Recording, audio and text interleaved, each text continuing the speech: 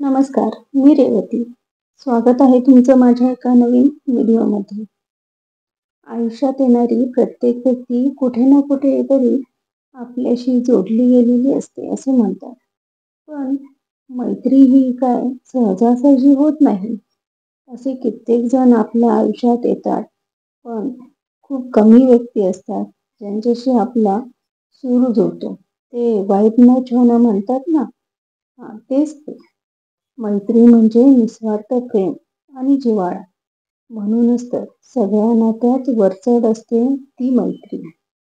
परिचयातून जुळते ती मैत्री. विश्वासाने जपते ती मैत्री. सुखात साथ मागते ती मैत्री आणि दुःखात साथ देते ती मैत्री. चुकांवर रागावते ती मैत्री. यशावर सुखावते ती मैत्री. पापण्यातील अश्रूंना गोठवते ती मैत्री. डोळ्यातील भाव ओळखते ती मैत्री आणि एकमेकांचा आदर ठेवते ती मैत्री. आता तुम्ही म्हणाल मी एवढं सगळं मैत्रीवर का बोलते? तर झालं असं, परवाच माझ्या एका मैत्रिणीचा वाढदिवस झाला आणि ती मला म्हणाली, अगं 40शी गाठली, आता परतीची वाट सुरू झाली माझी. म्हणून मी तिला म्हणाले, 40शी गाठली? 40शी गाठली म्हणून काय झालं? जगावेगळं असं काय घडलं? कोण म्हणतं तुझी परतीची वाट आहे? हीच तर खरी तुझ्या जीवनाची पहाट आहे.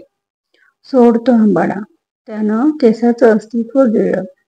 मोकळ्या केसात आहे बघ अजूनही चांदणं लपलेलं. किती दिवस दडपणाखाली जगायचं?